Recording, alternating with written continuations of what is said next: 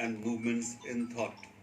My premise is that whatever is being done today is subsequent to what was thought in the 19th century, where we witness the birth of the thinking woman.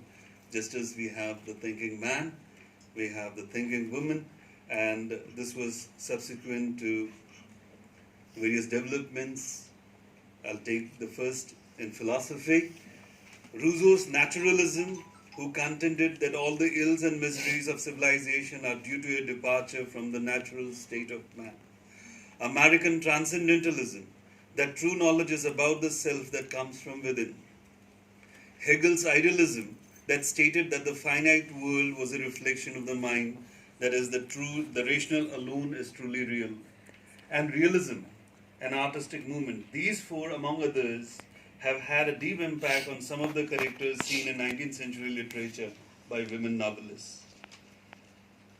If Heathcliff embodies Bronte's view of a primitive stage of humanity, Hareton reincarnates the wholesome state of humanity that balances human natural creativity and cravings with Victorian, unrelenting reason.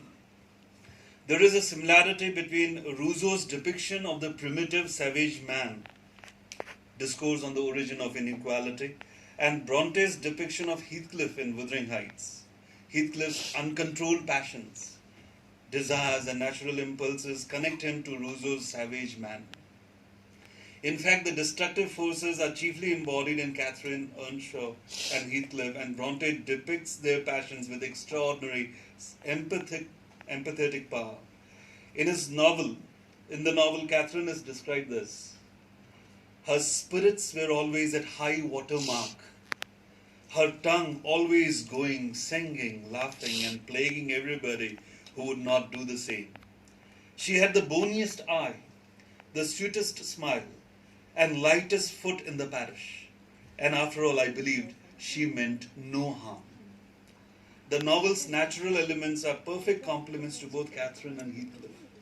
Their tumultuous relationship parallels the weather at the heights. In fact, Catherine is as changeable as the weather on the moors, with unpredictable moods. Similarities could be drawn to a degree with Emma, Madame Bovary, and Anna Karenina, for both challenge the institution of marriage because of their impatience with domestic confinements and search for self-fulfillment. On the other hand, the main quest in Jane Eyre is Jane's search for family, for a sense of belonging and love.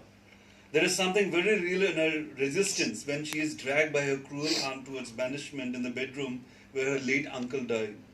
This serves as a catalyst for her quest of true self that amalgamates, among others, her morality and faith. In fact, Bronte responded to her critics' objections by declaring, "Unless I have the courage to use the language of truth in preference to the jargon of conventionality, I ought to be silent." Here one notices the impact of both realism and transcendentalism.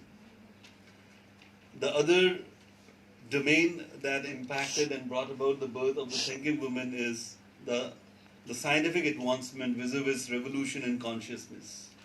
Mary Shelley, among the 19th century women novelists, carried into her writings the scientific change and advancements that were being made in contemporary times.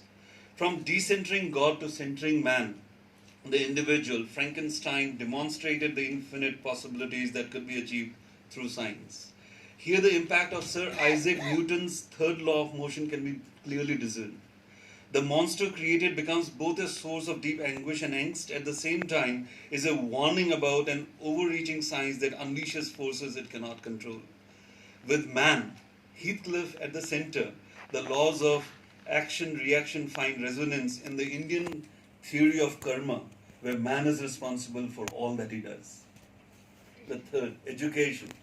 Education of the 19th century connects closely to the gender association of this period. Men from wealthy families used to be the only persons to be provided